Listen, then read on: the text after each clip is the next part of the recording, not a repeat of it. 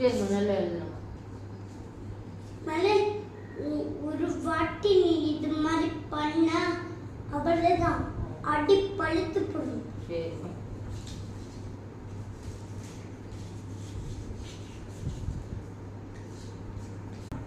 அடி பின்னி என்கிட்ட கேட்டு படிக்கிறதுக்கு முன்னாடி பல் விளக்கிட்டு படி. நான் பல்லு விளக்கிட்டேம்மா.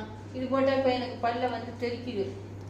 ஐயோ பல்லு வேண்டாம்மா. இது மட்டும் விட்டுட்டா அவள்தான் அடி அடி பின்னிடுவான். சரிம்மா.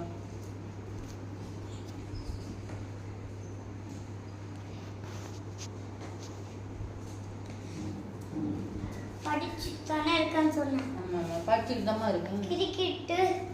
கிரிக்கிட்டு இப்படி விளையாடிட்டு இருக்கா. படிச்சுட்டு தாம்மா இருக்கேன். முளையே எழுது மேலே எழுதி கொடுத்து போறேன்.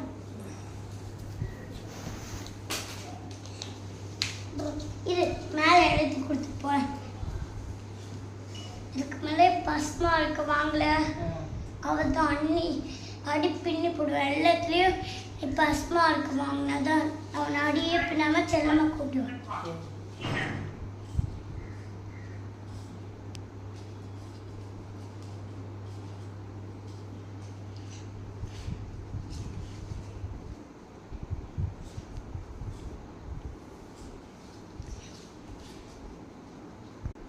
எழுது இந்தா மேலே எழுதி இருக்கிற மாதிரி மேலே பார்த்து எழுது.